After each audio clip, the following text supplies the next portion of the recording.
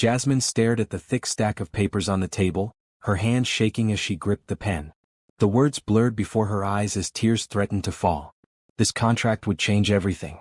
She would marry a man she had never met, a billionaire who could save her family from crushing debt and her little brother from certain death without the expensive medical treatment he needed. 23 years old, and she was signing her life away. The lawyer across from her cleared his throat, impatient. Behind him stood a tall, stern woman in an expensive suit who had introduced herself as Mr. Reynolds' personal assistant. The woman's cold eyes followed Jasmine's every movement, judging her worn clothes, her nervous hands, her hesitation. "If you're having second thoughts, Ms. Williams, Mr. Reynolds has other candidates willing to accept his offer," the assistant said, checking her watch. "The $50,000 deposit will be withdrawn if you don't sign today." $50,000. Already in her mother's account. Already promised to the hospital to begin Tommy's treatment. There was no going back now. "I'll sign," Jasmine whispered, lowering the pen to the paper. "But I want to know why he chose me." "He could have anyone." The assistant smiled thinly. "Mr. Reynolds has his reasons. You match his requirements. That's all you need to know." Requirements? Like she was applying for a job. In a way she supposed she was. The job of being a billionaire's wife. A man who needed an obedient, grateful wife who wouldn't ask questions. A wife who would do whatever he wanted because she had no choice. Jasmine signed her name on the final page. The lawyer quickly gathered the papers, not giving her time to read the fine print she had just agreed to. 1 year of marriage. 1 year of being Jonathan Reynolds' wife in every way. In return, her family's debts would be paid, her brother would get his treatment, and at the end she would receive enough money to start a new life. If she fulfilled all the conditions. "Welcome to the Reynolds family, Mrs. Reynolds," the assistant said without warmth. "The car will pick you up tomorrow at 8 a.m. Pack lightly. Mr. Reynolds provides everything his wife needs." After they left, Jasmine sat alone in the small apartment she shared with her mother and brother. The peeling wallpaper and water stains on the ceiling suddenly seemed even shabbier knowing tomorrow she would be in a mansion. She walked to Tommy's room, watching her 10-year-old brother sleeping peacefully for once. The pain medication finally working now that they could afford the prescription. "I'm doing this for you," she whispered, brushing his forehead with her lips. "Just 1 year. I can do anything for 1 year." She didn't sleep that night, wondering what kind of man bought a wife. What kind of man would want a woman who had nothing to offer but her presence? What would he expect from her? The contract had been clear about some things. Public appearances together, attending social functions as his wife, living in his home. But there were vague sections about wifely duties, and maintaining the appearance of a loving marriage, that made her stomach twist with worry. When the sleek black car arrived the next morning, Jasmine hugged her tearful mother goodbye. "He must be a good man to help us like this," her mother said, trying to convince herself as much as Jasmine. "Yes," Jasmine lied. "I'm sure he is." The drive to Jonathan Reynolds' estate took nearly 2 hours, leaving the city far behind. When they finally passed through massive gates and up a winding driveway, Jasmine gasped at the sight of the house. No, the mansion, that loomed ahead. Built of gray stone with countless windows, it looked cold and unwelcoming against the cloudy sky. The same assistant from yesterday, Miss Porter, met her at the door. "Mr. Reynolds is away on business. He'll return this evening for dinner, where you'll be introduced. In the meantime, I'll show you to your rooms and go over the rules." Rules? Of course there would be rules. Jasmine followed Miss Porter through marble hallways lined with artwork that probably cost more than her entire neighborhood.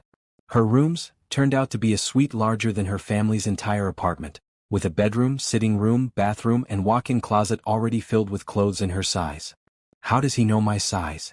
Jasmine asked, touching a silk dress that probably cost more than she made in a month at the diner where she'd worked until yesterday. "Mr. Reynolds is thorough in his research," Miss Porter replied. "You'll find everything has been prepared according to the information we gathered." The thought that this strange man had been investigating her made Jasmine's skin crawl, but she said nothing. She couldn't afford to complain. Tommy's life depended on her playing her part. Miss Porter handed her a tablet. "These are the house rules and your daily schedule. Mr. Reynolds expects them to be followed precisely. Your first appointment is in 1 hour with the stylist. You'll be properly prepared before meeting Mr. Reynolds this evening." Properly prepared. Like she was a meal being dressed before serving. After Miss Porter left, Jasmine sank onto the edge of the enormous bed, finally allowing herself to cry. Just 1 year, she reminded herself. 1 year to save her brother. 1 year to secure her family's future. 1 year with a man who bought her like property. The stylist, a thin man named Henri with an accent Jasmine couldn't place, circled her like a shark. His eyes narrowed as he assessed every inch of her body, occasionally making disapproving sounds. So much work to do, he sighed dramatically. Mr. Reynolds was very specific about how he wants you to look. For the next 3 hours, Jasmine endured being plucked, waxed, scrubbed, and polished. Her hair was trimmed and styled, her nails manicured, her skin treated with expensive creams. By the time Henri declared her acceptable, Jasmine barely recognized herself in the mirror. Now for the dress, Henri said, pulling out a simple but elegant black dress that probably cost more than 3 months of her old rent. Mr. Reynolds prefers understated elegance for first impressions. The dress fit perfectly, another reminder that her new husband had been studying her long before she knew he existed. The thought made her shiver. At precisely 7 o'clock, Miss Porter returned to escort her to the dining room. "Remember," she said sharply as they walked, "Mr. Reynolds values good posture, intelligent conversation, and above all, discretion. Do not ask personal questions. Do not mention your family beyond expressing appropriate gratitude. Do not touch him unless he initiates contact." The dining room was intimidating with its high ceiling, crystal chandelier, and massive table that could seat 20 but was set for just 2 people at one end. Miss Porter positioned Jasmine at one chair and instructed her to wait. "Mr. Reynolds will arrive momentarily. Stand when he enters." Jasmine's heart pounded as she heard footsteps approaching. This was it. She was about to meet the man she had legally married that morning via proxy, the man who now controlled her life. The door opened and Jonathan Reynolds walked in. Jasmine had seen pictures of him, of course. Everyone had. The 38-year-old tech billionaire was frequently in business magazines. But pictures hadn't captured his height or the intensity of his dark eyes as they locked onto her. She remembered to stand, her legs shaking slightly. He didn't smile as he approached. His face remained impassive as he studied her, much as Henri had done, but with a gaze that seemed to see through her skin to her very bones. "Mrs. Reynolds," he said finally, his deep voice surprisingly soft. "Welcome to your new home." "Thank you, Mr. Reynolds," she replied, the rehearsed words sounding stiff even to her own ears. "Jonathan," he corrected. "In private you will call me Jonathan. In public, you may use terms of endearment as appropriate to maintain our image." He gestured for her to sit, then took his own seat as a server materialized to pour wine. "I'm sure you have questions," he said, his eyes still studying her face. "You may ask them now in private. Once we begin appearing in public, there will be no opportunity for confusion or mistakes." Jasmine took a sip of wine to steady her nerves. "Why me?" she asked, the same question the assistant had dismissed. "You could have chosen anyone."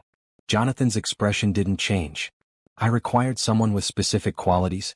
Someone with strong motivation to fulfill the contract completely. Someone without connections to my social circle. Someone intelligent enough to learn quickly but not ambitious enough to have her own agenda."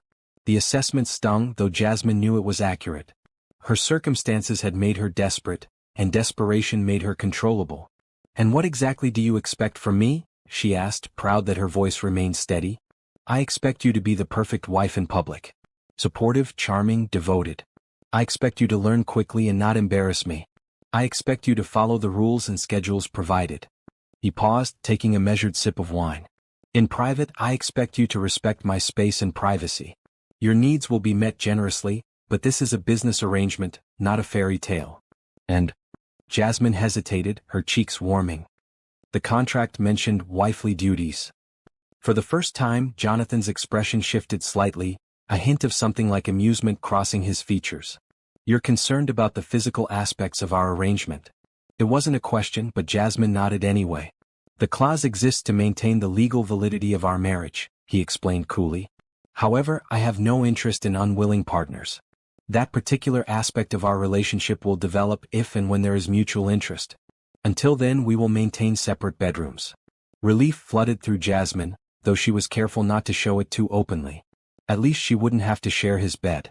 "Not yet, anyway. Do you have other questions?" Jonathan asked as the server returned with their first course. Jasmine had dozens, but she sensed his patience was limited. She chose the most pressing. "Will I be allowed to see my family?" "Scheduled visits twice a month for the first 6 months. If you adapt well to your new role, more frequent visits may be arranged after that." His tone made it clear this was generous from his perspective. Your brother's medical care will continue regardless, as stipulated in the contract. They ate in silence for a few minutes before Jonathan spoke again. I have business associates coming for dinner tomorrow evening. It will be your first public appearance as my wife. Ms. Porter will brief you on each guest and appropriate topics of conversation. I suggest you study carefully. I will, Jasmine promised, though her stomach knotted at the thought of performing for his colleagues so soon. Good. Jonathan glanced at his watch. I have work to complete tonight. Miss Porter will show you anything else you need. He stood abruptly, signaling the end of dinner though Jasmine had barely touched her food. As he reached the door he paused and turned back. One more thing, Jasmine. It was the first time he'd used her name and it sounded strange in his mouth. This arrangement can benefit us both if you approach it with the right attitude. Think of it as an opportunity rather than a sentence, and you might find the year passes more pleasantly than you expect. With that cryptic statement, he was gone, leaving Jasmine alone with her thoughts and the realization that while she might have escaped his bed for now, she was still very much at his mercy in every other way. Morning came too quickly. Jasmine woke to a knock on her door and the sound of curtains being drawn back, flooding the room with sunlight. A young woman in a neat uniform stood by the window. Good morning, Mrs. Reynolds. I'm Lisa, your personal assistant. It's 7:30, and your day begins at 8 o'clock with breakfast on the terrace. Jasmine blinked in confusion. My assistant? I don't need. Mr. Reynolds insists, Lisa interrupted politely but firmly. Your schedule today includes etiquette training at 9 o'clock, wardrobe consultation at 11 o'clock, lunch at 1 o'clock, followed by briefings about tonight's dinner guests. Your outfit for this evening has already been selected. Jasmine sat up, still trying to process the fact that she now had an assistant dictating her day. Does Mr. Reynolds plan every minute of my time? Lisa's expression remained professional. The schedule is designed to prepare you for your role. Mr. Reynolds believes in thorough preparation. The day passed in a blur of lessons and information. The etiquette trainer, a former finishing school headmistress named Mrs. Winters, critiqued everything from Jasmine's posture to her table manners. A Reynolds never slouches, Mrs. Winters scolded, tapping Jasmine's back with a wooden pointer. Shoulders back, chin parallel to the floor. You represent one of the most powerful men in the country now. By lunchtime, Jasmine's head was spinning with rules about which fork to use, how to properly hold a wine glass, and the correct way to address people of various titles and positions. She ate alone on the terrace, supervised by Mrs. Winters who continued to correct her smallest movements. Smaller bites. Dab, don't wipe your mouth. Never fill your glass more than halfway. The afternoon briefing was even more overwhelming. Ms. Porter presented files on each dinner guest, complete with photographs, personal histories, business relationships with Jonathan, and suggested conversation topics. Mr. Harrington is passionate about sailing but sensitive about his recent divorce.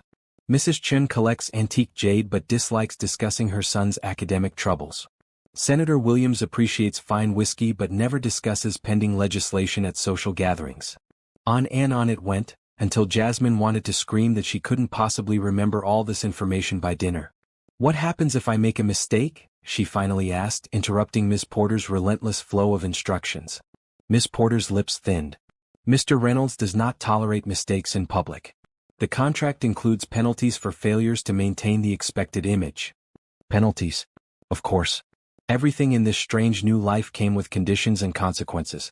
At 6 o'clock, she was whisked away to prepare for dinner. The stylist returned to do her hair and makeup while Lisa laid out an elegant emerald green dress and jewelry that Jasmine was certain contained real diamonds. These are from the Reynolds family collection, Lisa explained, fastening a bracelet around Jasmine's wrist. Mr. Reynolds had them reset specifically for you. The weight of the diamonds felt like another chain binding her to this arrangement. At 7:30 sharp, Lisa escorted her to the grand staircase where Jonathan waited in a perfectly tailored dark suit. His eyes assessed her appearance with clinical precision. The dress suits you, he said finally. Not a compliment exactly, but an approval of how she presented his property. Thank you, Jasmine replied, remembering to maintain eye contact as Mrs. Winters had drilled into her all morning. Jonathan offered his arm. The first guests are arriving. Remember we met last year at a charity gala, had a whirlwind romance and married quietly last month. We've just returned from our honeymoon in the Maldives.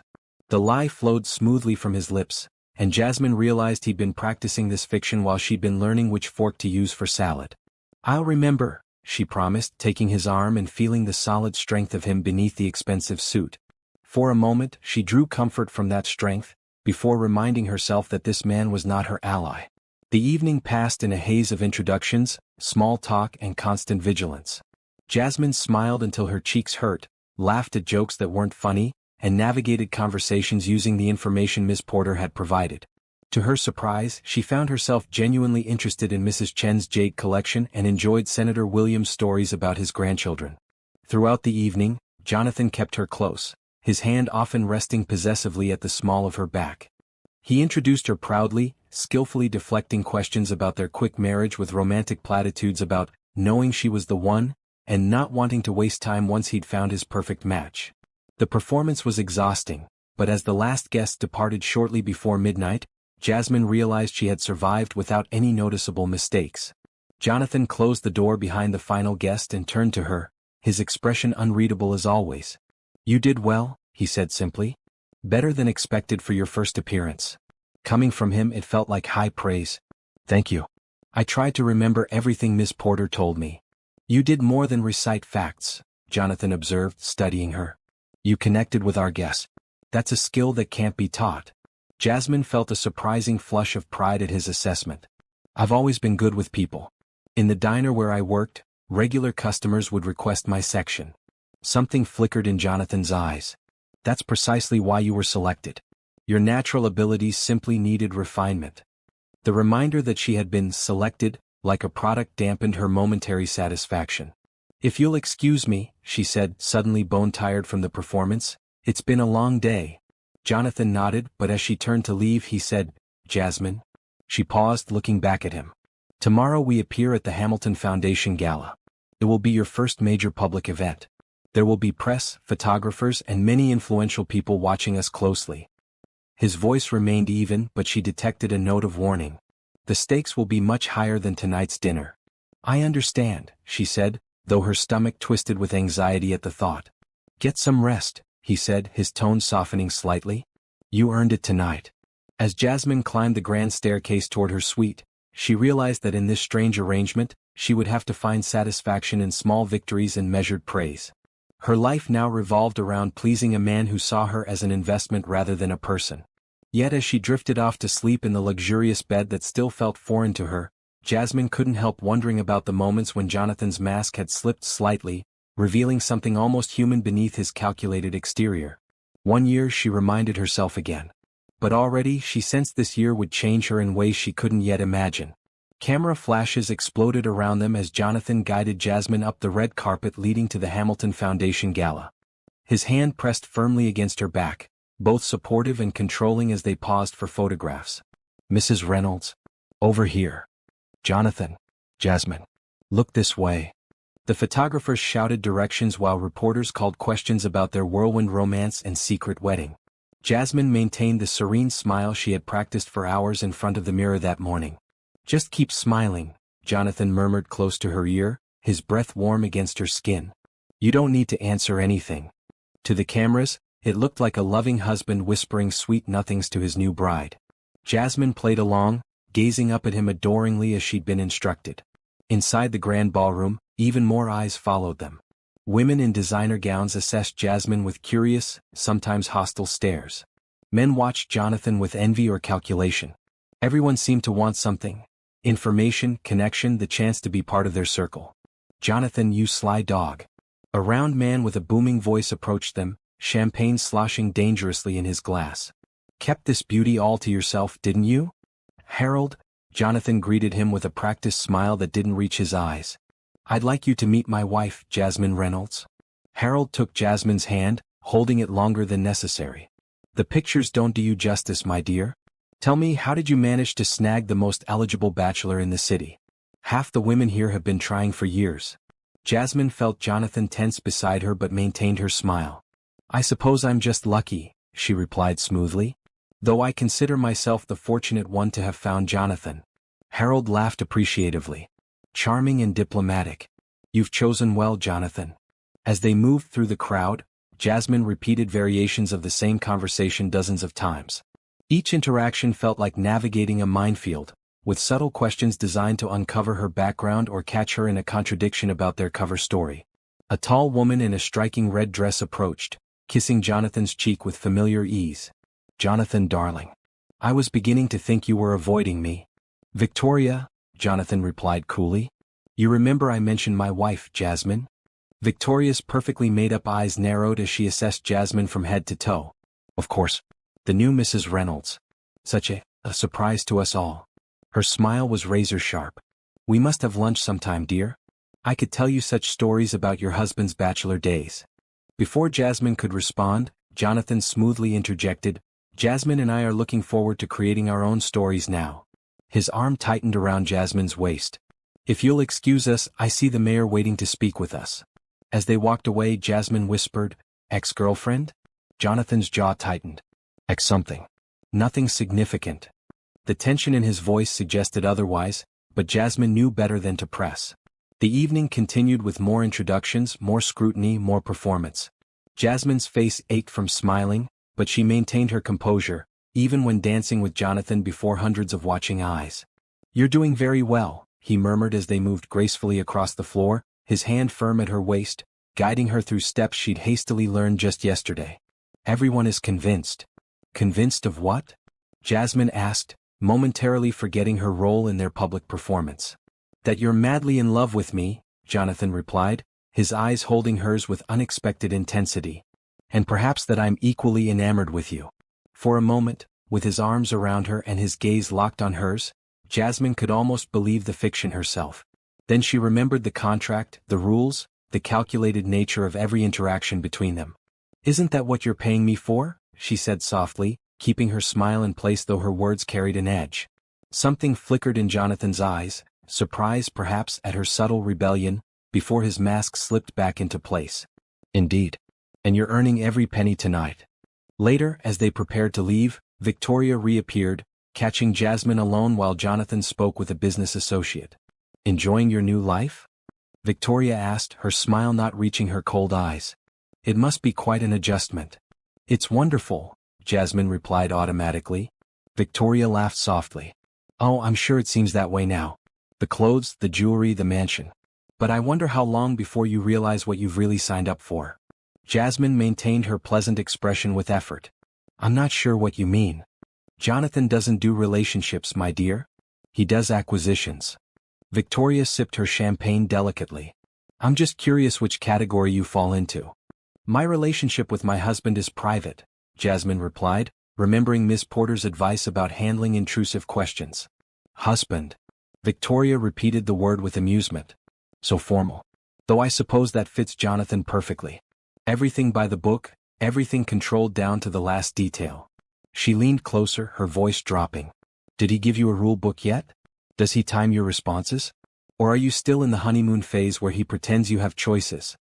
Before Jasmine could respond, Jonathan appeared beside her, his hand finding the small of her back in what looked like an affectionate gesture but felt more like a warning. "Victoria, always a pleasure," he said, his voice pleasant but his eyes cold. "I'm afraid Jasmine and I need to leave. Early meeting tomorrow." "Of course," Victoria purred. "Duty calls." "Lovely to meet you, Jasmine. Remember my lunch invitation." In the car ride home, Jasmine stared out the window at the passing city lights, trying to process the evening's events and Victoria's cryptic warnings. "Victoria Wood," Jonathan said suddenly, breaking the silence. "Board member of a rival company. Former business partner. Briefly, more than that. She's been trying to get information about my new projects for months." Jasmine turned to look at him, surprised by the voluntary explanation. "She'll try to use you," Jonathan continued.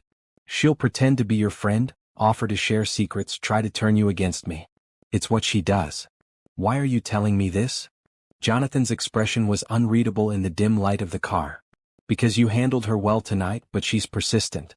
And because the contract specifies consequences for sharing any information about me or my business with outside parties." Of course. He wasn't concerned about her feelings or Victoria's mind games.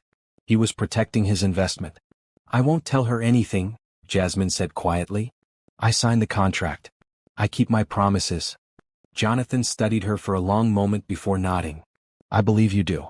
It's one of the qualities that made you suitable. Suitable. Like a piece of furniture that matched his decor."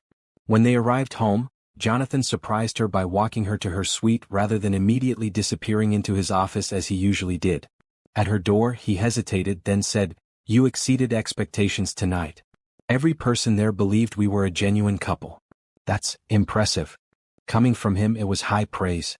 Despite herself, Jasmine felt a flicker of pride. "Thank you. I'm trying my best." "I know." For a brief moment, something almost like warmth appeared in his eyes. "Good night, Jasmine." As she closed the door behind her, Jasmine felt unsettled by the complexity of her own emotions. She had spent the evening pretending to be in love with Jonathan Reynolds, and part of her had almost enjoyed the performance. That was dangerous, she realized as she removed the borrowed diamonds and designer gown. This arrangement was temporary. A business deal. Nothing more. But as she drifted off to sleep, her mind kept returning to the moment they had danced, his arms sure around her, his eyes holding hers as if she were the only person in the room. Just acting, she reminded herself firmly. For both of us. 3 weeks into her new life as Mrs. Reynolds, Jasmine had settled into a routine. Mornings were for lessons, languages, art appreciation, current events, designed to prepare her for Jonathan's social circle. Afternoons often involved charity committee meetings or carefully supervised shopping excursions with Lisa. Evenings were frequently occupied with business dinners or social events where she played her role as Jonathan's devoted wife. In the rare moments alone, Jasmine explored the massive house, always feeling like a visitor rather than a resident. The staff watched her with polite distance, clearly unsure of her position in the household hierarchy.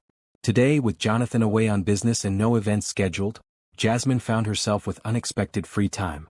After confirming with Ms. Porter that she had no appointments, she decided to explore the East Wing, an area of the mansion she hadn't yet visited. The corridor was lined with paintings. Landscapes mostly, though occasionally a portrait of someone Jasmine assumed was a Reynolds ancestor. Unlike the formal grandeur of the main areas, this section felt slightly more lived in, with comfortable seating areas and bookshelves lining the walls. At the end of the hallway, a door stood slightly ajar. Curiosity pulled Jasmine forward, though a voice in her head warned that Jonathan valued his privacy above all else. The room beyond was a surprise, a bright, airy studio with large windows overlooking the garden. Easels stood at various stations, some holding blank canvases, others with paintings in progress. The walls displayed completed works, vibrant landscapes, abstract compositions, and detailed still lives. "Mrs. Reynolds." A startled voice broke the silence. Jasmine turned to find a middle-aged man in paint-spattered clothes rising from a stool in the corner where he'd been working on a small canvas. "I'm sorry," Jasmine apologized quickly. "I was just exploring and found the door open. I didn't mean to intrude." The man smiled, setting down his brush. "No intrusion at all.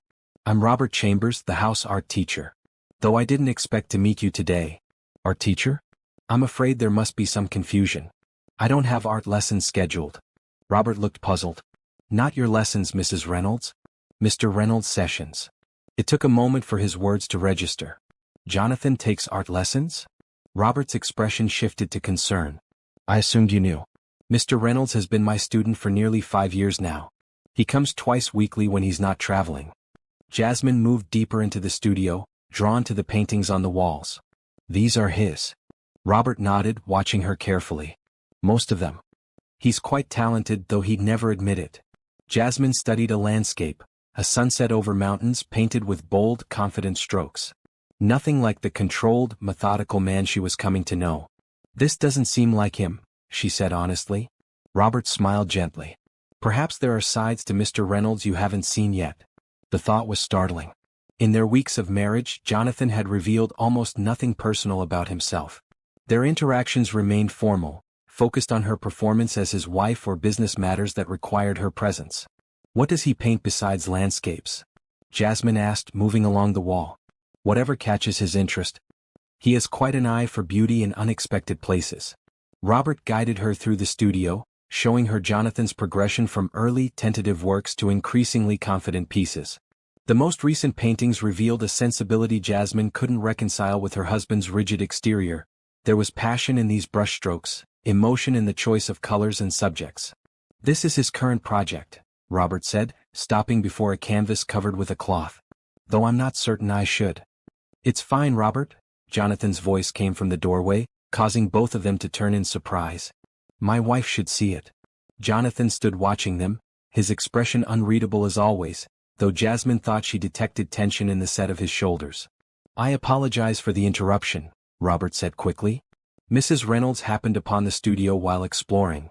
"As she's entitled to do," Jonathan replied, entering the room. "This is her home now." The casual statement, "This is her home," caught Jasmine off guard. Nothing about the mansion had felt like home to her.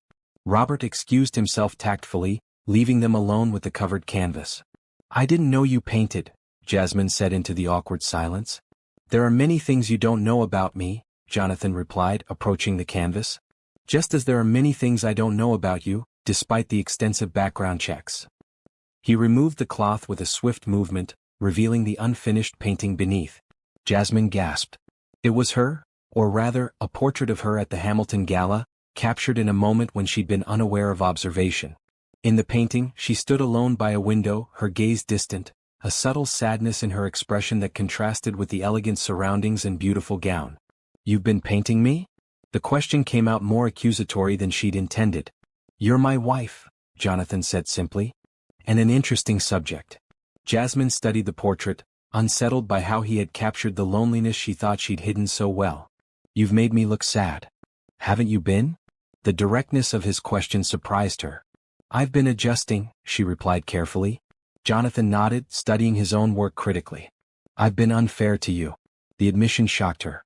Jonathan Reynolds did not acknowledge mistakes or wrongdoing. "You've upheld your end of our arrangement admirably," he continued. "Yet I've treated you more as an employee than a partner in this unique situation." Jasmine wasn't sure how to respond to this unexpected shift. "I have business in Paris next week," Jonathan said, covering the portrait again. "I'd like you to accompany me." "For appearances?" Jasmine asked automatically. "Partly," he acknowledged. "But also because you've been confined to this house except for approved events. That wasn't my intention when we made our arrangement." The offer surprised her. "I don't have a passport." "Already taken care of," Jonathan replied. "Miss Porter has the details." Of course he had prepared everything in advance. Jonathan Reynolds left nothing to chance. "Robert tells me you were interested in the paintings," Jonathan said, changing the subject.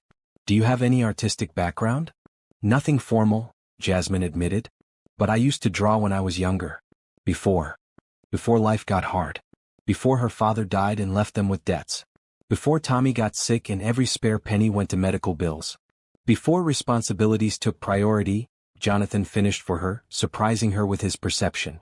She nodded, uncomfortable with his sudden interest in her past. "Would you like lessons?" he asked. "Robert is an excellent teacher." "Why are you doing this?"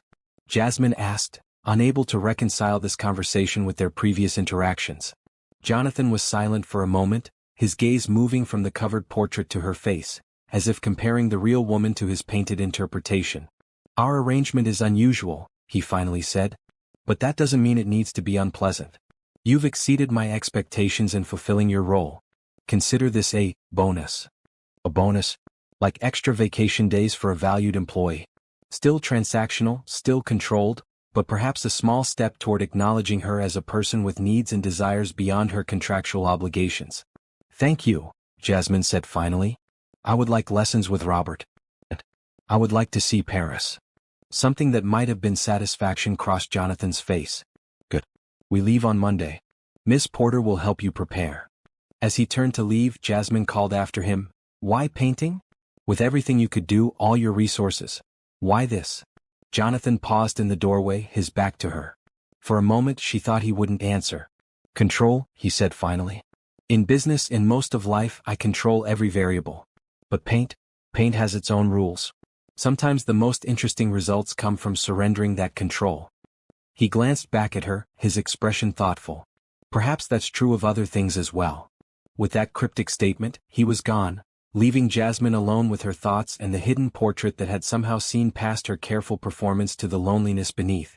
Paris in spring was everything Jasmine had imagined from movies and books. Charming streets, magnificent architecture, the scent of fresh bread and flowers mingling in the air. From the window of their hotel suite overlooking the Seine, the Eiffel Tower stood majestically against a perfect blue sky. "Is it what you expected?" Jonathan asked, coming to stand beside her at the window. "It's more," Jasmine admitted, still mesmerized by the view. "Thank you for bringing me." The journey had been surreal, a private jet, VIP treatment at every turn, and now a suite at one of Paris's most exclusive hotels. Though they still maintained separate bedrooms, this was the closest they had lived since their arrangement began. "I have meetings until dinner," Jonathan said, checking his watch with characteristic precision. "Miss Porter has arranged a guide to show you the city if you'd like." "Actually," Jasmine began hesitantly, "I'd prefer to explore on my own if that's allowed." She immediately regretted the final phrase, "if that's allowed," which reminded them both of her position. Jonathan studied her for a moment. "You're not a prisoner, Jasmine. You're free to explore as you wish." He removed a slim leather wallet from his jacket and handed it to her. "For whatever you need." Inside was a credit card with her name on it and several €100 in cash. "The security team will maintain a discreet distance," Jonathan added. "For your safety, not surveillance." Jasmine wanted to refuse the security, to experience one day of true freedom, but she recognized the concession he was already making. "Thank you." After Jonathan left for his meetings, Jasmine changed into a simple but elegant dress and comfortable shoes, tucked the wallet into a small purse, and set out to explore Paris on her own terms. Despite Jonathan's assurance about the security team's discretion, she occasionally spotted them. A woman pretending to shop 2 stores away, a man reading a newspaper at a cafe across the street. But they kept their distance, and for the first time since signing the contract, Jasmine felt almost free. She wandered through the Louvre, losing herself among masterpieces. She sat at a small cafe, watching Parisians go about their day while savoring a perfectly flaky croissant. She strolled through Luxembourg Gardens, enjoying the simple pleasure of sunshine and blooming flowers. By late afternoon, her feet aching pleasantly from walking, Jasmine found herself on a bridge over the Seine. She paused to watch a tour boat pass below, tourists snapping photos of the famous landmarks. "Mrs. Reynolds." She turned, startled to find Gregory, Jonathan's head of security, approaching. "Is something wrong?" she asked immediately, wondering if Jonathan had changed his mind about her freedom. "Not at all," Gregory assured her. "Mr. Reynolds asked me to deliver a message. Your dinner reservation has been moved to a different restaurant. He apologizes for the late change but thought you might prefer this location." He handed her a small envelope containing a card with an address and a time. "He's sending a car for you," Gregory added. "It will be at the hotel in 1 hour." Back at the hotel, Jasmine found a box waiting in her room with a note in Jonathan's precise handwriting. "For tonight, J." Inside was a stunning midnight blue dress that somehow managed to be both elegant and simple, accompanied by a velvet box containing a delicate diamond necklace. As she dressed for dinner, Jasmine found herself taking extra care with her appearance, a flutter of anticipation in her stomach that she tried to ignore. This was still part of their arrangement, she reminded herself. Just business in a more pleasant location. The car delivered her to a small, discreet restaurant on a quiet street away from the tourist areas. Unlike the grand establishments she had expected, this place looked intimate and authentic. Inside, Jonathan waited at a corner table. He rose as she approached, his eyes taking in the dress with obvious approval. "You look beautiful," he said simply. "Thank you for the dress," Jasmine replied, taking her seat. "And for today. It was freeing. Did you enjoy the city?" "Very much. I visited the Louvre, though I barely saw a fraction of it." Throughout dinner they talked more naturally than they ever had before. Jonathan asked genuine questions about her impressions of Paris and actually seemed interested in her answers. For the first time, Jasmine glimpsed what it might be like to be his partner rather than his employee. "Why this restaurant?" she asked as they finished their meal. "I expected something more ostentatious." Jonathan supplied with the hint of a smile. "This was my mother's favorite place in Paris. She brought me here when I was a boy." The personal revelation surprised her. Jonathan rarely mentioned his family. "She had simple tastes despite her background," he continued, swirling the wine in his glass thoughtfully. "She believed the best experiences were often found away from the spotlight." "She sounds wise," Jasmine said carefully, not wanting to press too hard on this unexpected opening. "She was." A shadow crossed his face. "She died when I was 15. Cancer. My father threw himself into work afterward, left me at boarding schools. We're not close." "I'm sorry," Jasmine said sincerely, understanding loss all too well. Jonathan shrugged slightly. "It shaped me. Perhaps not always for the better." After dinner, instead of returning directly to the hotel, Jonathan suggested a walk along the Seine. The night was clear, the city lights reflecting on the water as they strolled side by side. "Why did you agree to our arrangement?" Jonathan asked suddenly. "Beyond the financial aspects, which I understand were significant. But there were other options you could have pursued." Jasmine considered deflecting, but something about the night and their new location made honesty seem appropriate. "There weren't many options, not really. Not that would save Tommy in time." She paused, gathering her thoughts. "But more than that. I wanted to create possibility. For him, yes, but also for myself. All my life I've been trapped by circumstances. My father's death, our debts, Tommy's illness. Your offer was another kind of constraint, but at least it had an end date. And it opened doors that would have remained forever closed to me." Jonathan listened intently, his expression thoughtful. "And has it been worth the price so far?" "Tommy is getting the treatment he needs," Jasmine replied. "That alone makes it worthwhile." "That's not what I asked." Jasmine stopped walking, turning to face him directly. "Why does it matter to you? Whether I find personal value in our arrangement beyond fulfilling my brother's needs?" Jonathan didn't answer immediately, his gaze moving to the river before returning to her face. "I'm not accustomed to caring about such things," he admitted. "But I find that with you I do." The simple statement hung between them, more intimate than anything he had ever said to her. "Paris has been worth it," Jasmine said softly. "Today has been worth it." Something shifted in Jonathan's expression, a softening that transformed his features. Slowly, giving her time to pull away, he reached out to touch her cheek. "May I?" he asked, his voice lower than usual. Jasmine knew what he was asking. This wasn't in the contract, wasn't required. This would be her choice. She nodded. His kiss was gentle, hesitant even, so unlike the confident, controlling man she had come to know. Jasmine found herself responding, her hands moving to his shoulders as the kiss deepened. When they finally broke apart, Jonathan looked almost as surprised as she felt. "That wasn't planned," he said, a rare admission of something happening outside his careful control. Jasmine couldn't help smiling. "Sometimes the most interesting results come from surrendering control," she quoted his words from the art studio. For the first time she saw Jonathan truly smile, not the practiced social expression he used at events, but a genuine smile that reached his eyes and transformed his face. "We should return to the hotel," he said, though he made no move to leave. "Yes," Jasmine agreed, equally reluctant. They walked back slowly, his hand finding hers in a gesture that felt more significant than their kiss. At the hotel, he escorted her to her room, pausing at the door. "Good night, Jasmine," he said formally, though his eyes held warmth that belied his tone. "Good night, Jonathan." As she closed the door, Jasmine leaned against it, her thoughts in turmoil. She had promised herself she wouldn't develop feelings for her temporary husband. That had seemed easy when he was cold and distant. But this Jonathan, the one who painted with passion, who remembered his mother's favorite restaurant, who asked about her feelings and kissed her with surprising tenderness, this Jonathan was dangerous to her resolution. One year, she reminded herself yet again. But for the first time she found herself wondering what would happen when that year ended. "Mrs. Reynolds, there's a call for you." Jasmine looked up from the book she was reading on the terrace, surprised. In the 2 months since returning from Paris, her life had fallen into a new pattern. Still structured, still controlled, but with more freedom than before. Jonathan had permitted her to maintain contact with her family beyond the scheduled visits. She had regular art lessons with Robert, and occasionally accompanied Jonathan on business trips. But no one called her directly. All communications came through Miss Porter or Lisa. "Who is it?" she asked the maid who had brought the message. "A Dr. Morgan from Metropolitan Hospital. Regarding a Thomas Williams." "Tommy." Jasmine's heart lurched as she hurried to take the call in the study, fear making her hands shake as she picked up the receiver. "This is Jasmine Reynolds. Is Tommy all right?" "Mrs. Reynolds, I'm Dr. Morgan, your brother's specialist. I'm calling with good news actually. Thomas has responded exceptionally well to the treatment protocol. His latest tests show significant improvement, better than we anticipated at this stage." Relief flooded through Jasmine. "That's wonderful. When can I see him?" "He's asking for you.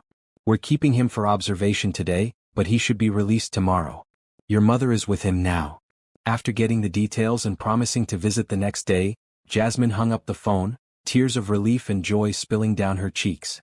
Tommy was getting better. The impossible miracle she had hoped for when she signed Jonathan's contract was actually happening. "Jasmine? What's wrong?" She turned to find Jonathan in the doorway, concern evident in his expression as he noticed her tears. "Nothing's wrong," she said, quickly wiping her cheeks. Everything's right. Tommy's responding to the treatment. Better than expected. He's going to be okay. Jonathan's face softened.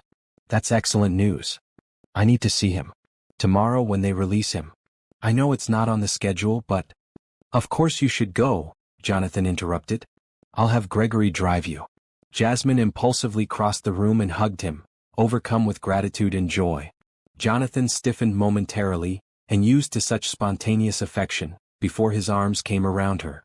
Thank you, she whispered against his shoulder. For everything. Without you, Tommy wouldn't have had a chance. I merely provided the means, Jonathan said quietly. You made the sacrifice. Jasmine pulled back slightly, looking up at him. It hasn't felt like a sacrifice lately. Something flickered in Jonathan's eyes, uncertainty, perhaps, or vulnerability. Since Paris, their relationship had evolved in subtle ways. Small touches, private conversations, moments of connection that existed outside their contractual arrangement. Nothing had progressed beyond that single kiss, but the possibility hovered between them, unacknowledged yet undeniably present. Before either could speak again, Miss Porter appeared in the doorway, tablet in hand. Mr. Reynolds, your conference call with Tokyo begins in 5 minutes. The moment broken, Jonathan stepped back, his professional mask sliding into place. I'll be right there. Please arrange for Gregory to take Mrs. Reynolds to Metropolitan Hospital tomorrow morning. Of course, sir. With a final nod to Jasmine, Jonathan followed Miss Porter from the room, leaving Jasmine alone with her tumultuous emotions. The next morning, Jasmine practically ran through the hospital corridors to Tommy's room. When she opened the door and saw her little brother sitting up in bed, his color good, his smile bright, she felt her heart might burst with happiness. Jazzy, he exclaimed, using his childhood nickname for her. Look, I can eat ice cream again without getting sick. She hugged him tightly, careful of the force still in his arm but needing to feel the solid reality of his improving health. The doctors say I'm getting better really fast, Tommy told her excitedly. Dr. Morgan says I'm his star patient. That's because you're tough, Jasmine said, ruffling his hair. The toughest kid I know. Her mother, who had been dozing in a chair by the window, woke and came to embrace Jasmine. It's a miracle, she whispered. A month ago we were losing hope and now we have every reason to be hopeful, Jasmine finished for her, not wanting Tommy to hear about how dire his situation had been. She spent the morning with them, listening to Tommy's stories about the hospital, the other kids he'd met, and his plans for when he was fully recovered. I want to go to the beach, he declared. I've never seen the ocean. Then we'll go to the beach, Jasmine promised. As soon as the doctors say it's okay. When it was time for Tommy's tests, Jasmine stepped out to get coffee with her mother in the hospital cafeteria. You look different, her mother observed, studying her over the rim of her cup. Happier. Tommy's getting better. Of course I'm happy. It's more than that. Her mother's expression turned cautious. Is it possible? Are you developing real feelings for your husband? Jasmine looked away, uncomfortable with the direct question. It's complicated. Oh, honey. Her mother reached across the table to grasp her hand. I know this whole arrangement started as a business deal, but if there's a chance for real happiness. The contract is for 1 year, Mom, Jasmine reminded her gently. Whether I have feelings or not doesn't change that. Contracts can be renegotiated, her mother suggested. Especially when circumstances change. Jasmine shook her head. Jonathan Reynolds doesn't change his mind once it's made up. That's not who he is. Yet even as she said it, Jasmine remembered the art studio, Paris, the small but significant ways Jonathan had already adjusted their arrangement. Perhaps he wasn't as inflexible as she had first believed. When Jasmine returned to the mansion that evening, she found Jonathan in his study, working as usual. He looked up when she entered, his expression questioning. How is your brother? Improving every day, Jasmine replied, still buoyant from her visit. The doctors are optimistic. I'm glad. Jonathan set aside the document he'd been reviewing. I had Gregory drop off some games and books for him. I remember hospitals can be tedious for children. The thoughtful gesture touched Jasmine deeply. That was very kind. Thank you. It was nothing. But it wasn't nothing and they both knew it. It was one more step across the invisible line between their formal arrangement and something more personal. Tommy wants to see the ocean when he's well enough, Jasmine said, taking a seat across from Jonathan's desk. He's never been. Jonathan considered this. The house in the Hamptons would be perfect. Private beach, excellent security, Close enough to the city for his medical team to visit if necessary. You'd let us use your beach house? Jasmine asked, surprised by the offer. I'd join you if that's acceptable, Jonathan replied, watching her reaction carefully. It would be good to get away from the city for a while. For all of us. The implication was clear. He wanted to meet Tommy, to be part of this important moment in her family's life. It was a significant shift from their original agreement, which had kept their lives largely separate despite their marriage. I'd like that, Jasmine said honestly. Tommy would too. He's curious about you. Jonathan raised an eyebrow. What have you told him about me? The truth, Jasmine replied simply. That you're a successful businessman who values privacy and control. That you're more complex than people realize. That you've been kind to me. Kind? Jonathan repeated the word as if testing its accuracy. Is that how you see me now? Among other things, Jasmine admitted. Their eyes met, the air between them charged with unspoken thoughts and feelings. Since Paris, they had carefully avoided discussing the kiss or what it might mean for their arrangement. Jasmine, Jonathan began, then stopped, seeming uncharacteristically uncertain. Our contract specifies certain parameters for our relationship. But contracts can be amended if both parties agree. Jasmine's heart quickened. What kind of amendments are you suggesting? Before Jonathan could answer, his phone rang, the special tone he had designated for urgent business matters. With a frustrated glance at the device, he answered, his voice immediately shifting to his professional cadence. Reynolds? Yes, I understand the implications. No, that timeline is unacceptable. As the conversation continued, Jasmine rose to leave, recognizing that the moment had passed. Jonathan held up a hand, silently asking her to wait. After several more minutes of terse negotiation, he ended the call and set the phone down with controlled precision. I apologize for the interruption, he said formally. However, this situation requires immediate attention. I need to fly to London tonight. Tonight? Jasmine couldn't hide her disappointment. How long will you be gone? 3 days, possibly 4. Jonathan's expression softened slightly. We'll continue our discussion when I return. Jasmine nodded, wondering what he had been about to propose before the call. I'll have Lisa help me pack. Pack? Jonathan looked confused. For London, Jasmine clarified. I assumed you'd want me to come with you. This is a crisis situation involving a potential hostile takeover. I'll be in meetings constantly, Jonathan explained. There would be no purpose in you accompanying me. No purpose. The words stung more than they should have. After all, wasn't that the foundation of their arrangement? Everything had a purpose, a function, a return on investment. Of course, Jasmine said, keeping her voice neutral. I understand. Jonathan studied her face, seeming to realize his mistake. That came out wrong. What I meant was, there would be no benefit for you in coming. You'd be alone in a hotel room while I dealt with this situation. It's fine, Jasmine assured him, already backing toward the door. You have business to handle. I'll see you when you return. As she left the study, Jasmine fought the irrational sense of rejection. This was exactly the arrangement she had agreed to, a marriage of convenience that centered around Jonathan's needs and schedule. The fact that the boundaries had blurred somewhat didn't change the fundamental nature of their relationship. Yet as she wandered through the quiet mansion that evening, knowing Jonathan was already on his way to the airport, Jasmine couldn't deny the empty feeling in her chest.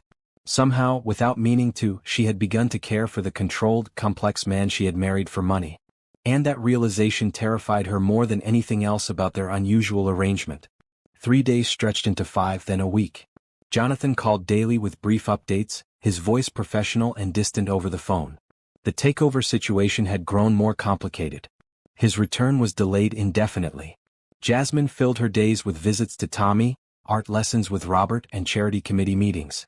She maintained the schedule Miss Porter provided, played her role as Mrs. Reynolds flawlessly at the events she was required to attend alone, and tried not to dwell on the confused state of her feelings. On the 8th day of Jonathan's absence, Jasmine was reviewing the guest list for an upcoming charity gala when Victoria Wood called. Jasmine, darling, Victoria purred through the phone. I heard Jonathan abandoned you. Men and their business emergencies, so tedious. He didn't abandon me, Jasmine replied evenly. He's handling an important situation. Of course he is, Victoria agreed with false sympathy. Listen, I'm hosting a little gathering tonight. Nothing formal, just drinks and good company. You must be bored to tears in that mausoleum alone. Why not join us? Every instinct warned Jasmine to decline. Victoria was exactly the type of person Jonathan had cautioned her against. Manipulative, agenda-driven, dangerous. I appreciate the invitation, but I have plans this evening, Jasmine lied smoothly. Another night eating alone while pretending to be the perfect wife? Victoria's voice sharpened. Jonathan's not even in the country to appreciate the performance, dear. The barb hit closer to home than Jasmine would have liked to admit. I know you think you're being loyal, Victoria continued, her tone softening. But loyalty should be earned, not purchased. Has Jonathan told you about Sophia? The unfamiliar name caught Jasmine off guard. Who? Sophia Harris. His previous arrangement. So he hasn't mentioned her. Interesting. Victoria paused deliberately. If you change your mind about tonight, we'll be at Le Cirque at 8. No pressure, just friendly conversation. Sometimes it helps to talk to someone who understands your unique situation. After Victoria hung up, Jasmine sat motionless, her thoughts spinning. Sophia Harris. Another arrangement. Another woman who had signed a contract, played a role, been replaced when the term ended. She told herself it shouldn't matter. She had always known this was temporary, always understood that she was not the first woman Jonathan had brought into his life for specific purposes. But it did matter. The thought of being just one in a series of contractual relationships made the growing feelings she'd been fighting seem foolish and naive. Against her better judgment, Jasmine found herself entering Le Cirque that evening, scanning the elegant restaurant for Victoria's distinctive red hair. You came. Victoria exclaimed with what seemed like genuine pleasure, rising from a corner table to air-kiss Jasmine's cheeks. I'm so glad. Jonathan keeping you on such a tight leash has made it impossible to get to know you properly. Jasmine bristled at the characterization but took the offered seat. I'm not on a leash, tight or otherwise. Of course not, Victoria agreed smoothly, signaling for champagne. Just a very specific contract with very specific consequences for non-compliance. Jasmine kept her expression neutral, though Victoria's knowledge of the contract terms alarmed her.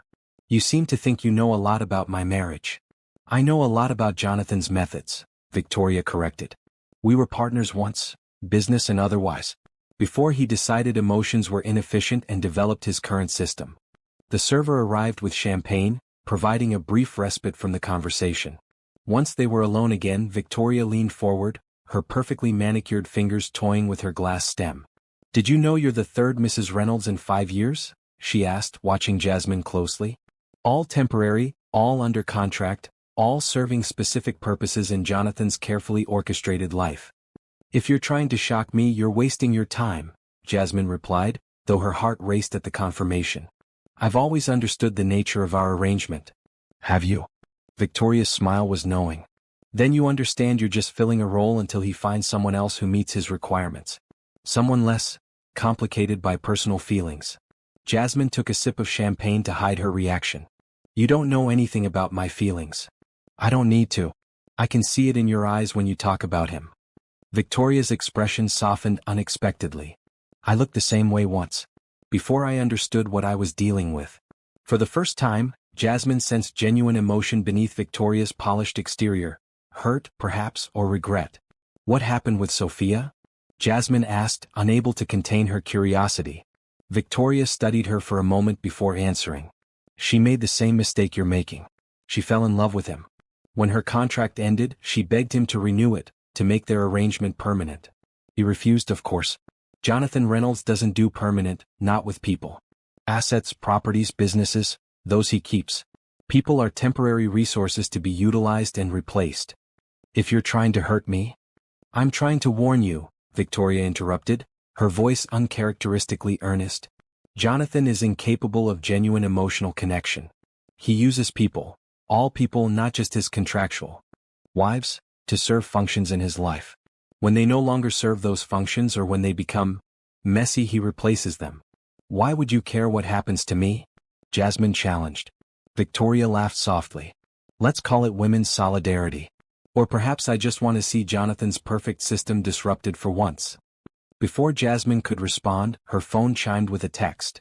Glancing down, she saw Jonathan's name. Landed in New York. Home in 1 hour. Need to speak with you.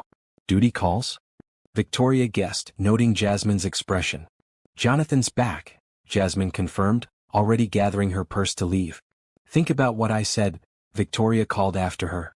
Some contracts aren't worth the paper they're written on. The drive back to the mansion gave Jasmine time to compose herself, to push Victoria's warnings to the back of her mind. Yet the questions lingered. How many women had there been? What happened when the year ended? Could someone like Jonathan, who approached relationships as business transactions, ever truly care for another person? When she arrived home, Jonathan was already there, pacing in the grand foyer as if he'd been waiting impatiently for her return. "Where were you?" he asked immediately, his voice sharp with an emotion Jasmine couldn't identify. "Out," she replied simply, unprepared for his interrogation after a week of minimal contact. "I didn't realize I needed to report my whereabouts." Jonathan's expression tightened. "You were with Victoria Wood." It wasn't a question. Jasmine's heart sank as she realized the implications. "You had me followed." "I have a security team that protects my interests," Jonathan corrected, though he had the grace to look slightly uncomfortable with the distinction. "Victoria Wood is not your friend, Jasmine. She has her own agenda." "So I've been told," Jasmine replied coolly. "By both of you." She moved past him toward the stairs, suddenly exhausted by the games, the manipulations, the constant feeling of being a pawn in someone else's strategy. "Jasmine, wait." Jonathan's voice had lost its edge, replaced by something closer to concern. "What did she tell you?" Jasmine turned on the stairs to look down at him. "She told me about Sophia. And the others. She said I'm the third Mrs. Reynolds in 5 years. Jonathan's face went very still. "I see. Is it true?" He met her gaze directly. "Yes. There were others before you. Similar arrangements." "And what happened when their contracts ended?" "They received the agreed-upon compensation and moved on with their lives," Jonathan stated simply. "As will you when the time comes." The calm certainty in his voice cut deeper than Jasmine had expected. After Paris, after the subtle shifts in their relationship, some foolish part of her had begun to hope for, what? A real marriage? A happily ever after with a man who bought wives on 1-year contracts? "Of course," she said, struggling to keep her voice even. "The contract. How could I forget?" She continued up the stairs, needing to escape before her composure cracked completely. "Jasmine." Jonathan's voice stopped her again. "The situation isn't as simple as Victoria presented it." "Isn't it?" Jasmine challenged, turning to face him once more. "Tell me, Jonathan, did Sophia fall in love with you? Did she ask you to extend the contract? To make it real?" A muscle twitched in Jonathan's jaw. "Yes." "And you refused." "I honored the original terms of our agreement." "Right." Jasmine nodded, a bitter smile touching her lips. "Always the businessman. Always honoring terms and conditions." "You didn't let me finish," Jonathan said, climbing the stairs until he stood just below her. "I refused to extend the contract because it wouldn't have been fair to her. She wanted something I couldn't give her then." "And what was that?"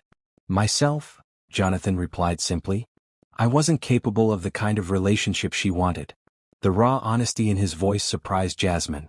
"And now? Are you capable now?" Jonathan hesitated, seeming to struggle with words for perhaps the first time since she'd known him. "I don't know. But I want to find out. That's what I came back to discuss with you. Before I found out you were with Victoria." Hope flickered within Jasmine, but she tamped it down, wary of being manipulated again. "What exactly are you saying, Jonathan?" "I'm saying that our arrangement has become more than I anticipated. That you have become more than a contractual obligation to me." Jonathan moved up another step, closing the distance between them. "I'm saying that for the first time in my life I find myself thinking about what happens after the contract ends, rather than simply planning the next transaction." Jasmine searched his face, looking for signs of the calculated businessman, the strategic negotiator. Instead, she found uncertainty, vulnerability, emotions she had never associated with Jonathan Reynolds. "How do I know this isn't just another strategy?" she asked softly. "Another way to ensure I fulfill my role perfectly for the remaining months?" "You don't," Jonathan admitted. "Words are easy to manipulate. But I'm asking you to give us, a chance to discover if there's something real here. Something worth continuing beyond the contract's end date." It was more than he had ever offered, more openness than she had thought him capable of. Yet Jasmine couldn't shake Victoria's warnings or the knowledge that she was simply the latest in a line of temporary Mrs. Reynolds. "I need time," she said finally. "Time to think about what I want. What's best for me." Jonathan nodded, accepting her answer with surprising grace. "Of course. Take all the time you need." As he stepped aside to let her pass, Jasmine felt the weight of a choice she had never expected to face. When she had signed the contract, the path had seemed clear. 1 year of service in exchange for security for her family. Now, with her heart involved, the calculation had become infinitely more complex. And as she closed her bedroom door behind her, Jasmine wondered if, in trying to save her brother's life, she had inadvertently risked her own heart in ways the contract had never anticipated. "He's asking you to what?" Jasmine's mother stared at her in disbelief across the hospital cafeteria table. "To consider continuing our relationship after the contract ends," Jasmine repeated, still struggling to believe it herself. "Not as a business arrangement but as something real." 2 weeks had passed since Jonathan's unexpected proposal. 2 weeks of careful distance as Jasmine contemplated her options. Jonathan had respected her request for time, maintaining their public appearances but giving her space in private to think. "And do you want that?" her mother asked gently. Jasmine sighed, running a finger around the rim of her coffee cup. "I don't know. Sometimes I think I'm falling in love with him. Other times, I remind myself this whole relationship was built on a transaction. How do you move past that? People meet in all sorts of ways," her mother reasoned. "What matters is what you build together, not how you started." "But can I trust him? Can I trust myself?" Jasmine shook her head. "Maybe these feelings aren't even real. Maybe they're just Stockholm Syndrome or something." Her mother reached across the table to take her hand. "Honey, I've watched you these past months. You've changed, grown stronger, more confident. That's not someone suffering from Stockholm Syndrome. That's someone coming into her own." Upstairs, Tommy was having his final major checkup before being declared officially in remission. The treatment had worked beyond anyone's expectations, giving him a real chance at a normal life. "Whatever happens with Jonathan," her mother continued, "you fulfilled your purpose. You saved your brother. Now you get to choose what happens next based on what you want, not what Tommy needs." The simplicity of that truth struck Jasmine deeply. For so long, her choices had been dictated by necessity, by her family's needs, by financial pressures, by the terms of the contract. The freedom to choose based solely on her own desires was both exhilarating and terrifying. "What if I choose wrong?" she whispered. "Then you'll learn and choose again," her mother said with the wisdom of experience. "That's life, sweetheart. No guarantees, just choices and consequences and more choices." When they returned to Tommy's room, the doctor was there with good news. "All tests confirm what we've been seeing. Tommy's in full remission." The words Jasmine had prayed to hear for so long brought tears to her eyes. She hugged her brother tightly as he squealed with excitement. "Does this mean we can go to the beach now?" Tommy asked immediately, priorities clear in his 10-year-old mind. Jasmine laughed through her tears. "Yes, buddy. We can go to the beach." Later that evening, as Jasmine returned to the mansion, her mind was clearer than it had been in weeks. The successful completion of Tommy's treatment had removed the pressing weight that had driven her decisions for so long. Now, as her mother had said, she could choose based on what she wanted. And what did she want? Jonathan was in his study as usual, reading through documents with focused intensity. He looked up when she entered, setting the papers aside immediately. "How was Tommy's appointment?" he asked. "He's in remission," Jasmine announced, unable to keep the joy from her voice. "The doctor says his prognosis is excellent." Jonathan's smile was genuine. "That's wonderful news. I'm very happy for him. For all of you." "He's asking about the beach," Jasmine added, watching Jonathan's reaction carefully. "About your offer to use the house in the Hamptons." "The offer stands," Jonathan replied without hesitation. "Whenever he's ready." Jasmine took a deep breath. "I've been thinking about what you said. About us, about what happens when the contract ends." Jonathan's expression grew more guarded, as if preparing himself for rejection. "And? I need to know something first," Jasmine said, moving closer to his desk. "Something honest, even if it's difficult to hear." "Go ahead. Why did you really choose me?" Not the business answer about suitable qualifications or background checks. The real reason. Jonathan was silent for a long moment, considering her question with the thoroughness he applied to everything. Finally, he stood and walked to the window, his back to her as he spoke. "I saw you at the diner where you worked," he admitted quietly.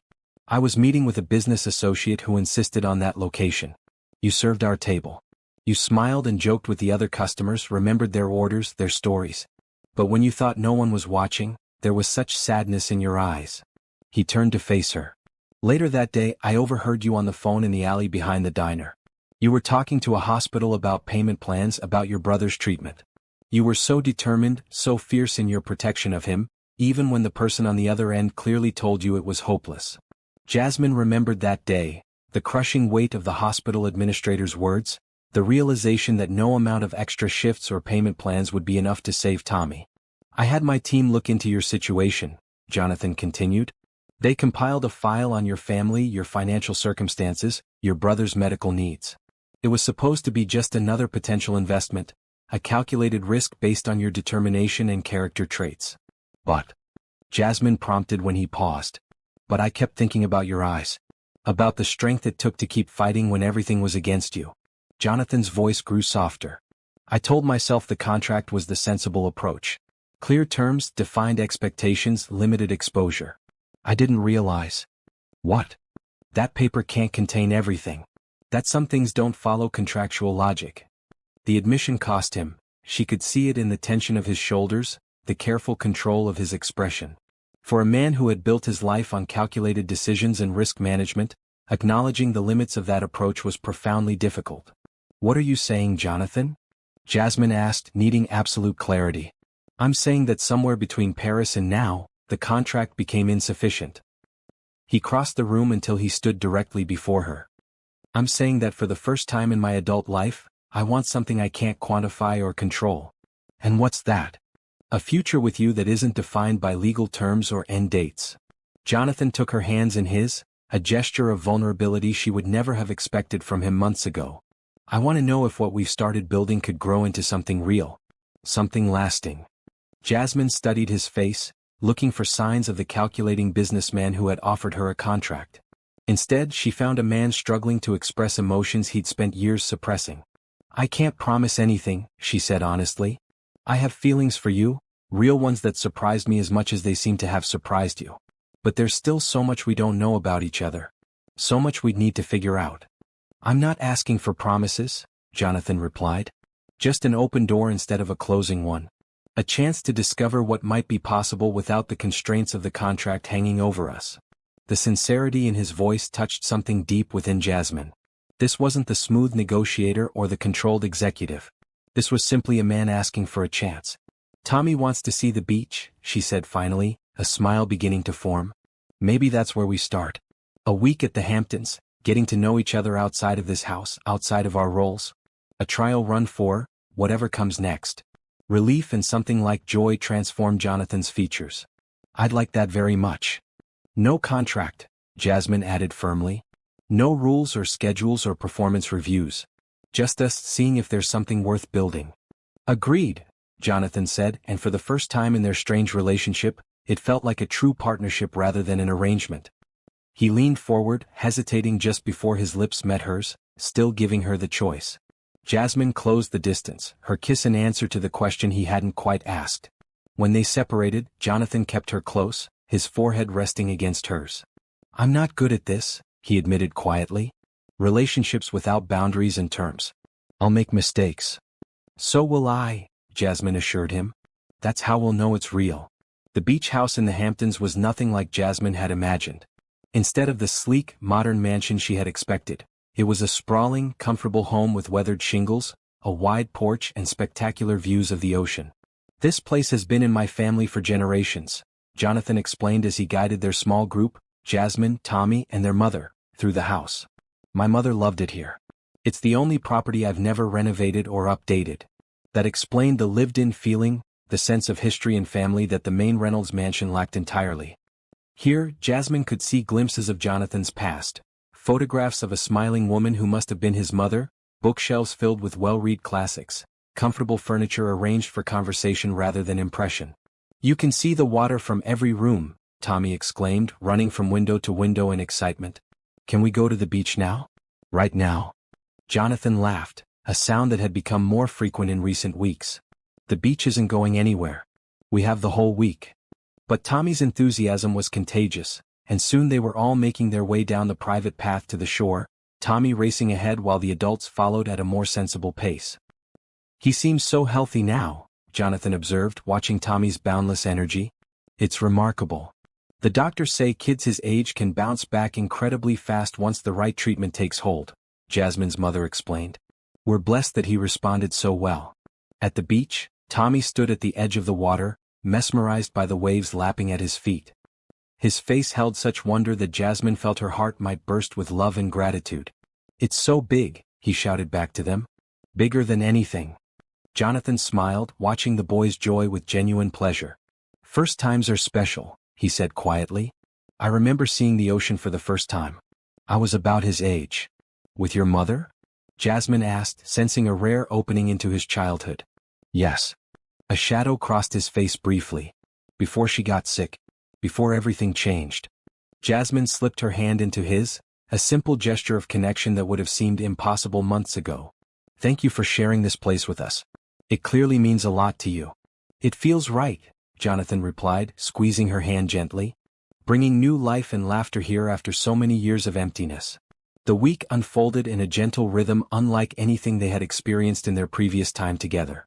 Without the structure of contracts and schedules, Jonathan and Jasmine found a natural balance. Moments of togetherness interspersed with private time, conversations that flowed from casual to profound without the constraints of their former roles. Tommy adored Jonathan from the start, especially after discovering that the stern businessman knew how to build impressive sandcastles and wasn't afraid to wade into the waves for impromptu swimming lessons. Jasmine's mother, initially wary of the man who had essentially bought her daughter's time, gradually warmed to him as she observed the genuine care developing between the unlikely couple. On their fifth evening at the beach house, after Tommy and his grandmother had retired for the night, Jonathan and Jasmine walked along the shore in comfortable silence, the moonlight illuminating the waves. "I spoke with my lawyers yesterday," Jonathan said suddenly. Jasmine tensed slightly, conditioned to expect business discussions to intrude on personal moments. "About?" "Dissolving our contract," he replied simply. "Effective immediately." Jasmine stopped walking, turning to face him in surprise. "What? Why?" "Because I don't want any misunderstandings about why you're here, why you might stay." Jonathan's expression was earnest in the moonlight. "The financial arrangements for Tommy's care and your family's security will remain in place permanently, regardless of what happens between us. Those are gifts, not obligations." "Jonathan." "Let me finish," he requested gently. "I've spent my life creating systems to minimize risk, to control outcomes. I approached relationships the same way, defined terms, clear expectations, predetermined endpoints. It felt safer." He took both her hands in his gaze intent on her face. "But there's nothing safe about how I feel about you, Jasmine. It terrifies me, honestly. And that's how I know it's real. That's how I know it's worth risking everything for." Tears welled in Jasmine's eyes, unexpected and overwhelming. "I never thought I'd hear those words from you. I never thought I'd say them," Jonathan admitted with a small, self-deprecating smile. "But you've changed everything. How I see the world. How I see myself. How I imagine the future." "And how do you imagine it?" Jasmine asked softly. In answer, Jonathan reached into his pocket and withdrew a small velvet box. Unlike the diamonds he had given her before, cold, perfect stones meant to showcase wealth and position, this contained a simple ring with a pearl surrounded by tiny sapphires. "It was my mother's," he explained as Jasmine gasped in recognition of the significance. "She said it reminded her of the ocean, always changing, always beautiful, always worth returning to." "Jonathan, I'm not asking you to marry me again," he clarified with a smile. "Technically we're already married. I'm asking you to stay married to me. Not for a year. Not as part of a transaction or arrangement. But because we choose each other, every day without contracts or conditions." Tears spilled down Jasmine's cheeks as the full meaning of his gesture sank in. This wasn't the calculated businessman offering a beneficial arrangement. This was a man offering his heart, his true self, with all the vulnerability and risk that entailed. "Are you sure?" she asked, needing to hear the words one more time. "This isn't about Tommy or obligations or public appearances?" "This is about us," Jonathan said firmly. "About the life we could build together if you're willing to take the chance. I love you, Jasmine. I think I have since that day in the diner when you fought so fiercely for your brother even when all hope seemed lost." "I love you too," Jasmine whispered, the truth of the words filling her completely. "Not the billionaire or the powerful executive. Just you, the man who paints with passion, who remembers his mother's favorite restaurant, who builds sandcastles with my brother." Jonathan slipped the ring onto her finger, where it rested like a promise beside the ostentatious diamond she had received as part of their arrangement. The contrast between the two rings couldn't have been more striking. One representing a business transaction, the other a heritage, a history, a heart. "So is that a yes?" Jonathan asked, a hint of his old confidence returning now that he had laid his heart bare. Jasmine's smile was radiant in the moonlight. "Yes. To the real thing. To taking a chance on us." As he pulled her close, the waves washing gently over their feet, Jasmine marveled at the journey that had brought them here. She had signed a contract expecting a year of obligation followed by freedom. Instead, she had found a different kind of freedom altogether, the freedom to love and be loved without conditions or terms. The arrangement that began as a desperate measure to save her brother had transformed into something neither of them had anticipated. A love story written not in legal clauses but in moments of connection, in challenges overcome, in walls carefully dismantled. "What happens now?" she asked against his shoulder, still hardly believing the turn their story had taken. Jonathan pulled back slightly to look into her eyes, his expression more open than she had ever seen it. "Now we write our own terms. Together." As they sealed their new agreement with a kiss, the ocean stretched endlessly before them, vast and unpredictable and beautiful, much like the future they had chosen to face as partners rather than contractual parties. In the mansion on the hill, with its rules and schedules and carefully maintained distance, they had been employer and employee, billionaire and hired wife. But here, with the sand between their toes and the moon lighting their path, they were simply Jonathan and Jasmine, two people who had found love in the most unexpected arrangement, proving that even the most carefully drafted contract couldn't contain the capacity of the human heart to transform, to risk and ultimately to love.